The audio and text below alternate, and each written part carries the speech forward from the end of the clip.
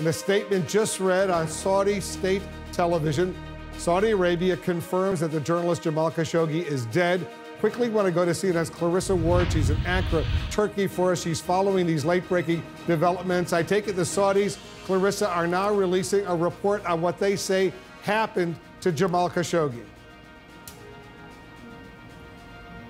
That's right. So we've heard, Wolf, in a state news bulletin on state television that there are essentially two main components to what is going to happen. Saudi Arabia announcing that the king himself, the most powerful man in the country, has ordered that a committee which will be comprised of the Interior Ministry, the Foreign Ministry, and National Security have all been tasked with coming together to issue a full and extensive investigative report into exactly what happened to Jamal Khashoggi, how it was he was killed. That report is to be delivered in 1 month's time. So Saudis buying themselves a little bit of wiggle room here. But in the immediate time, though, Wolf, there is big news, which is that they're also announcing that they have dismissed General Ahmed al-Asiri. Now, you may be remembering, Wolf, that since Tuesday, we have been reporting that a former military officer, very high up in intelligence, was the one who was in charge of this mission. We can now confirm to you,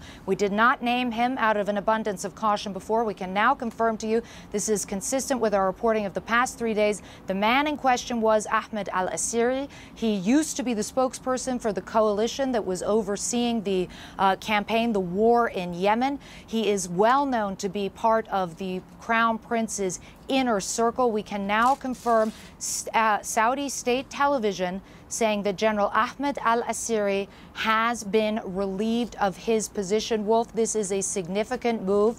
This is a very high-ranking official, and this is presumably the first of several other dismissals. There were some other dismissals announced as well, but none anywhere near as high-ranking as General al-Asiri. But as I said before, the other headline, along with the dismissal of al-Asiri, is that they now have 1 month, National Security, Interior Ministry, Foreign Ministry, to put together essentially a report, a commission that will get to the bottom of how it was that Khashoggi was killed, Wolf. All right, that's significant, the fact that they've now fired this General Ahmed al-Asiri. There were suggestions, reports earlier in the week that he was going to be the fall guy. Looks like that is unfolding right now. Quickly, I want you to stand by, Clarissa. Elise Labin is monitoring developments as well. What are you learning, Elise? Well, Wolf, in this Saudi statement, in addition to Ahmed al-Asiri, who is, as Clarissa said, one of the senior advisors to Mohammed bin Salman, the Crown Prince, he was, as she said, the coalition spokesman. But Mohammed bin Salman had taken a liking to al-Asiri. He took him over. He's the deputy head of intelligence and a senior advisor. In addition to that, another senior advisor, Saad al-Qahtani. Now, he's not as senior as al-Asiri, but a very top advisor in the inner circle. And why is he important, Wolf? Because Saad al-Qahtani is somebody who had been speaking with Jamal Khashoggi over the last year, trying to get him back into the fold. There was a lot of, as we've been discussing, a lot of consternation about his criticism of the regime of Mohammed bin Salman. And this was one of Khashoggi's main interlocutors, saying, stop your criticism, stop the criticism on Twitter about Donald Trump, come back into the fold, we'll give you a position, we'll start a think tank for you. He has also gone along, Wolf, with 5 top intelligence officers. Of course, the main question here, with so many of Mohammed bin Salman, the Crown Prince's advisors in his inner circle, fingered in the killing of Jamal, the question is, what did the Crown Prince know? What did he authorize? And when did he know it, Wolf? I want you to stand by. Clarissa's getting more details in Turkey right now. What else are you learning, Clarissa?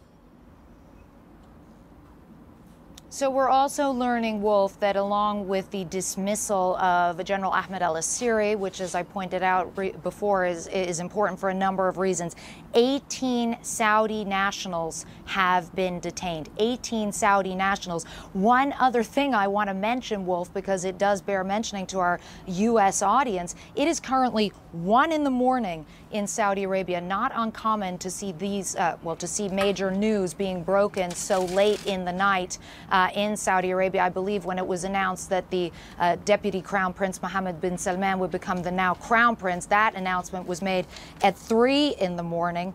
Now, we're also learning that apparently, according to the Prosecutor General, it was a fist fight that led to the death of Jamal Khashoggi. A fist fight that led to the death of Jamal Khashoggi. You may remember the details that we had heard up until this point from Turkish officials who were responding to the tape, the alleged audio that exists of this whole thing. They said there was some kind of an interrogation, some kind of a struggle that then led to Jamal Khashoggi's death. Not exactly clear yet how a fistfight could result in the death of a journalist. That presumably is what the Saudis will want to spend the next month reviewing with the national security involved Interior Ministry and Foreign Ministry, as I said. But certainly this is a significant moment. We have not seen anything quite like this from the kingdom, certainly any time that I can remember. But 18 Saudi nationals detained, one incredibly important senior advisor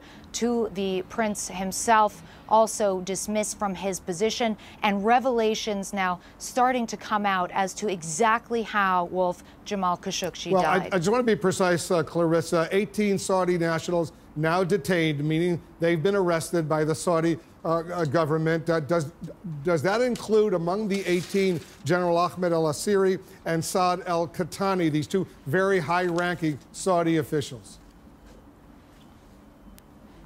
Well, we do know that Saad al-Qahtani, as you said, extremely high-ranking, that he has been detained. We know so far that General Ahmed al-Asiri has been dismissed from his position. As I said before, he is the one who oversaw the entire operation. A former military official, used to be the spokesperson for the coalition that is fighting that war in Yemen, a senior advisor, part of the Crown Prince's inner circle. He has been dismissed from his position. Qahtani has been also detained. This is momentous. We haven't seen anything like this coming out of the kingdom for a very long time. All right, and so they say that Jamal Khashoggi died as a result of a fist fight at the Saudi consulate in Istanbul, Turkey. We know he walked in. He was fine walking in. He never walked out. Something happened inside. Walk us through what they're saying about a fist fight all of a sudden resulting in his death.